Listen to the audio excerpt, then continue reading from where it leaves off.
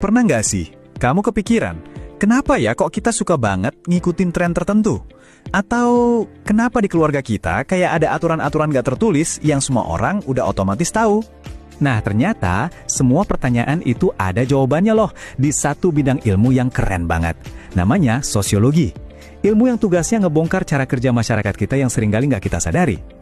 Oke, siap ya? Yuk kita bedah bareng-bareng dalam beberapa menit ke depan, mulai dari konsep dasarnya, sampai gimana ilmu ini bisa ngejelasin tren-tren viral yang seliwaran di timeline kita setiap hari. Kita mulai dari yang paling kecil dan paling dekat dulu, diri kita sendiri. Gimana sih caranya kita sebagai individu bisa belajar jadi bagian dari sebuah masyarakat? Jawabannya itu ada di satu kata kunci, sosialisasi. Gampangnya gini, ini tuh proses seumur hidup kita buat belajar aturan main yang nggak tertulis. Mulai dari cara ngomong, cara bersikap, sampai apa yang dianggap baik atau buruk, supaya kita bisa nyambung dan diterima. Terus, siapa dong yang ngajarin kita semua ini?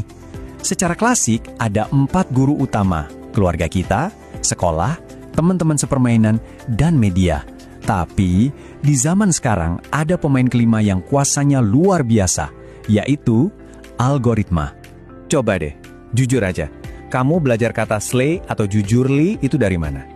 Dari orang tua? Kayaknya enggak deh. Pasti dari TikTok kan? Nah, ini bukti paling nyata gimana guru kita udah bergeser di era digital ini. Oke, tadi kita udah ngomongin soal aku. Sekarang kita naik level ke kita. Gimana sih manusia itu caranya ngebentuk kelompok dan berhubungan satu sama lain? Sosiologi klasik ngebagi jadi 2 tipe utama. Pertama ada paguyuban atau Gemeinschaft. Ini tuh kelompok yang isinya ikatan batin, personal, dan emosional banget. Contohnya, ya keluarga atau geng main dari kecil. Terus yang kedua ada Patembayan atau Gesellschaft. Nah, kalau ini hubungannya lebih ke fungsional dan praktis demi tujuan tertentu.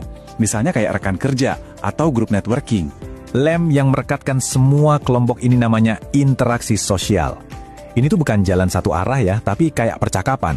Selalu ada aksi dan reaksi. Inilah yang bikin masyarakat kita hidup. Dan tahu nggak, salah satu mesin penggerak interaksi yang paling dasar, tapi paling kuat itu apa? Sesuatu yang simple banget, imitasi, alias niru. Ini bukan cuma teori di buku loh. Kamu pasti ingat banget kan, fenomena Citayam Fashion Week? Itu tuh contoh paling sempurna dari imitasi dalam skala massal.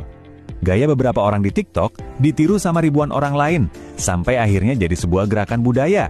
Keren kan? Oke, sekarang kita zoom out lagi lebih jauh.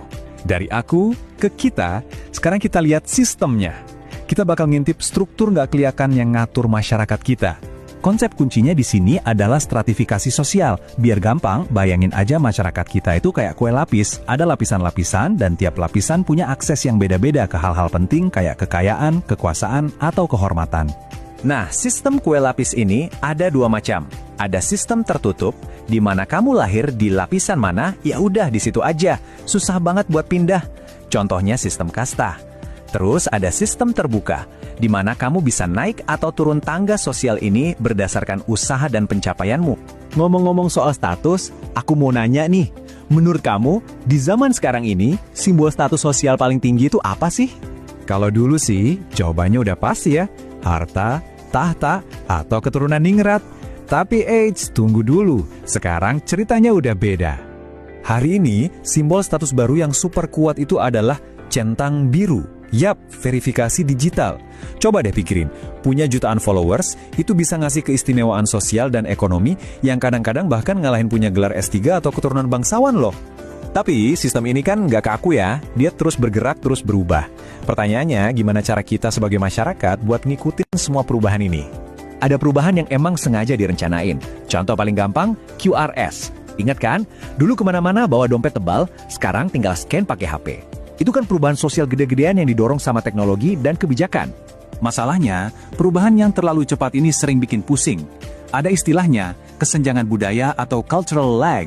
Intinya, teknologinya udah lari maraton, tapi cara pikir, kebiasaan, dan etika kita masih jalan santai di belakang. Contohnya gini deh, banyak kan orang yang HP-nya paling canggih sedunia, tapi kok masih bisa ketipu sama link phishing yang simple banget. Nah itu dia, teknologinya udah di genggaman, tapi literasi digitalnya belum ngejar. Itulah cultural lag di kehidupan nyata. Jadi setelah kita ngobrolin semua ini, Apa nih yang bisa kita bawa pulang? Anggap aja, kamu sekarang punya kacamata baru buat ngelihat dunia di sekitar kamu. Dengan kacamata sosiologi ini, kamu jadi bisa lihat kerangka di baliknya. Kamu bisa lihat aku, gimana dirimu dibentuk sama keluarga, teman, dan bahkan algoritma. Kamu bisa lihat kita, gimana kita saling nyambung, dari geng paling dekat sampai komunitas online. Dan kamu juga bisa lihat sistem, yaitu tangga dan aturan main gak kelihatan yang ngatur kita semua. Jadi, pertanyaan terakhirnya bukan lagi cuma soal, oh jadi gitu, tapi lebih dalam dari itu. Sekarang setelah kamu bisa melihat benang-benang tak kasat mata yang menggerakkan masyarakat ini, aturan mana yang bakal kamu ikuti? Dan yang lebih penting lagi, aturan mana yang bakal kamu ubah?